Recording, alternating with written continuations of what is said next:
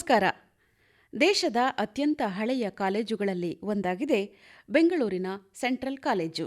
1858ರಲ್ಲಿ ಬೆಂಗಳೂರಿನ ಒಂದಷ್ಟು ನಾಗರಿಕರು ಇಲ್ಲಿ ಒಂದು ಶಾಲೆ ಕಾಲೇಜು ಆರಂಭವಾಗಬೇಕು ಅಂತ ಮನವಿಯನ್ನು ಸಲ್ಲಿಸಿದರು. ಆಗ ಬೆಂಗಳೂರು ಹೈಸ್ಕೂಲ್ ಎಂಬ ಹೆಸರಿನಲ್ಲಿ 5 ವಿದ್ಯಾರ್ಥಿಗಳೊಂದಿಗೆ ಆರಂಭವಾಯಿತು ಇಂದಿನ ಸೆಂಟ್ರಲ್ ಕಾಲೇಜು, ಅಂದರೆ ಬೆಂಗಳೂರು ಕೇಂದ್ರೀಯ ಕಾಲೇಜು, ಬೆಂಗಳೂರು ವಿಶ್ವವಿದ್ಯಾಲಯ. ಭವ್ಯ ಪರಂಪರೆ, ಶ್ರೀಮಂತ ವಾಸ್ತುಶಿಲ್ಪ, ಪುರಾತನ ಕಟ್ಟಡವನ್ನು ಹೊಂದಿದೆ ಸೆಂಟ್ರಲ್ ಕಾಲೇಜು. 1906ರವರೆಗೆ ಮೈಸೂರು ವಿಶ್ವವಿದ್ಯಾಲಯದ ಅಧೀನದಲ್ಲಿ ಕಾರ್ಯನಿರ್ವಹಿಸುತ್ತಿತ್ತು. ಆನಂತರ 1916ರಲ್ಲಿ ಮೈಸೂರು ವಿಶ್ವವಿದ್ಯಾಲಯ ಆರಂಭವಾದ ಮೇಲೆ ಈಗಿನ ಸೆಂಟ್ರಲ್ ಕಾಲೇಜು ಆರಂಭವಾಯಿತು. 1964ರಲ್ಲಿ ಬೆಂಗಳೂರು ವಿಶ್ವವಿದ್ಯಾಲಯದ ವ್ಯಾಪ್ತಿಯಲ್ಲಿ ಪ್ರಮುಖ ಸ್ನಾತಕೋತ್ತರ ವಿಭಾಗಗಳು ಆರಂಭವಾದವು. 1973ರಲ್ಲಿ ಬೆಂಗಳೂರಿನ ಕೆಂಗೇರಿಯ ಬಳಿ ಜ್ಞಾನಭಾರತಿ ಸಮುಚ್ಚಯಕ್ಕೆ ವಿಶ್ವವಿದ್ಯಾಲಯ ಸ್ಥಳಾಂತರವಾಯಿತು.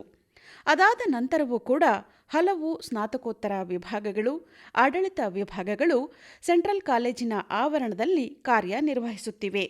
ಪ್ರಸ್ತುತ ಸೆಂಟ್ರಲ್ ಕಾಲೇಜಿನಲ್ಲಿ ವಿವಿಧ ವಿಭಾಗದ ಸ್ನಾತಕೋತ್ತರ ಪದವಿಗಳು, ಗಣಿತ, ರಸಾಯನಶಾಸ್ತ್ರ, ಜೀವರಸಾಯನಶಾಸ್ತ್ರ, apparel training, management, MCom, MBA, ವಿದೇಶಿ ಭಾಷೆಗಳಾದ ಜರ್ಮನಿ, ಫ್ರೆಂಚ್, ಸ್ಪ್ಯಾನಿಷ್ ಭಾಷಾ ಕಲಿಕೆ, ಸಂವಹನ ಮತ್ತು ಪತ್ರಿಕೋದ್ಯಮ ತರಗತಿಗಳು ನಡೆಯುತ್ತಿವೆ.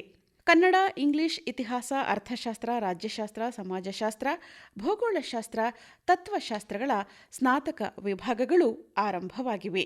ಸೆಂಟ್ರಲ್ ಕಾಲೇಜು, ಬೆಂಗಳೂರು ಕೇಂದ್ರ ವಿಶ್ವವಿದ್ಯಾಲಯವು ಕನ್ನಡದ ವಿದ್ಯಾಭ್ಯಾಸಕ್ಕೆ ಎಲ್ಲ ರೀತಿಯ ಉತ್ತೇಜನವನ್ನು ನೀಡುತ್ತಾ ಬಂದಿದೆ. ಮೈಸೂರಿನ ಅರಸರಾದ ಚಿಕ್ಕದೇವರಾಜ ಒಡೆಯರು, ಮುಮ್ಮಡಿ ಕೃಷ್ಣರಾಜ ಒಡೆಯರ ಕಾಲದಲ್ಲಿ ವಿಶೇಷವಾದ ಪ್ರೋತ್ಸಾಹದಿಂದ ಆರಂಭವಾಯಿತು. ನಂತರ ನಾಲ್ವಡಿ ಕೃಷ್ಣರಾಜ ಒಡೆಯರ ಕಾಲದಲ್ಲಿ ಕನ್ನಡದ ವಿದ್ಯಾಭ್ಯಾಸಕ್ಕೆ ಮತ್ತಷ್ಟು ಪ್ರೋತ್ಸಾಹ ಸಿಕ್ಕಿತು. ಆ ಕಾಲಕ್ಕೆ ಉತ್ತರ ಕರ್ನಾಟಕದವರು ಮುಂಬೈ ವಿಶ್ವವಿದ್ಯಾನಿಲಯವನ್ನ, ಮದ್ರಾಸ್ ಕರ್ನಾಟಕ ಭಾಗದವರು ಮದ್ರಾಸ್ ವಿಶ್ವವಿದ್ಯಾಲಯ, ಉಸ್ಮಾನಿಯಾ ವಿಶ್ವವಿದ್ಯಾನಿಲಯದ ಕಡೆಗೂ, ಮರಾಠಿಯ ಪ್ರಭಾವದಲ್ಲಿ ಕನ್ನಡಿಗರು ಇತರೆ ವಿಶ್ವವಿದ್ಯಾಲಯಗಳ ಕಡೆಗೆ ಕೈಯೊಡ್ಡಬೇಕಾಗಿತ್ತು. ಇಂತಹ ಪರಿಸ್ಥಿತಿಯಿಂದ ಹೊರಬರಲು ಕನ್ನಡಿಗರು ತಮ್ಮ ನಾಡು ನುಡಿಯ ಏಳಿಗೆಗೆ ಚಿಂತಿಸಬೇಕಾದ ಕಾಲ ಪಕ್ವವಾಗಿತ್ತು. ಬೆಂಗಳೂರಿನ ಇದೇ ಸೆಂಟ್ರಲ್ ಕಾಲೇಜಿನ ಆವರಣದಲ್ಲಿ ಆರಂಭವಾಯಿತು ಕರ್ನಾಟಕ ಸಂಘ. ಕನ್ನಡದ ಜ್ಞಾನವನ್ನ ಪ್ರಪಂಚಕ್ಕೆ ಪಸರಿಸುವುದು, ಜಗತ್ತಿನ ಶ್ರೇಷ್ಠ ಜ್ಞಾನವನ್ನ ಕನ್ನಡಕ್ಕೆ ತರುವುದು ಸಂಘದ ಉದ್ದೇಶವಾಗಿತ್ತು.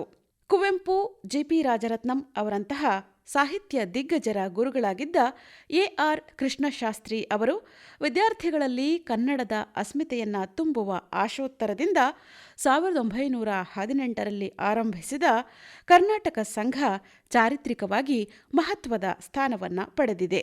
ಪ್ರಪಂಚದ ಗಣ್ಯಾತಿ ಗಣ್ಯರು ಈ ಕಾಲೇಜಿನ ಪ್ರಾಧ್ಯಾಪಕರಾಗಿದ್ದರು. ಅವರಿಂದಾಗಿ ಶಿಷ್ಯರುಗಳು ಕೂಡ ಪ್ರಪಂಚದಲ್ಲಿ ಪ್ರಸಿದ್ಧ ವಿಜ್ಞಾನಿಗಳು, ಕವಿಗಳು, ಅಧಿಕಾರಿಗಳು, ಪ್ರಾಧ್ಯಾಪಕರಾಗಿ ಹಲವು ರಂಗಗಳಲ್ಲಿ ಸೇವೆಯನ್ನು ಸಲ್ಲಿಸುತ್ತಿದ್ದಾರೆ. ಇ.ಪಿ. ಮೆಟ್ಕಾಲ್ಫೆ ಸೆಂಟ್ರಲ್ ಕಾಲೇಜಿನ ಪ್ರಾಂಶುಪಾಲರಾಗಿದ್ದರು.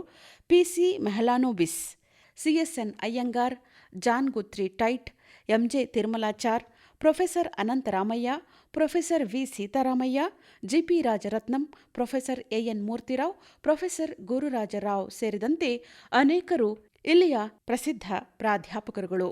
Sir M. ವಿಶ್ವೇಶ್ವರಯ್ಯನವರು, ತುಮಕೂರು ಸಿದ್ಧಗಂಗಾ ಮಠದ ಡಾ.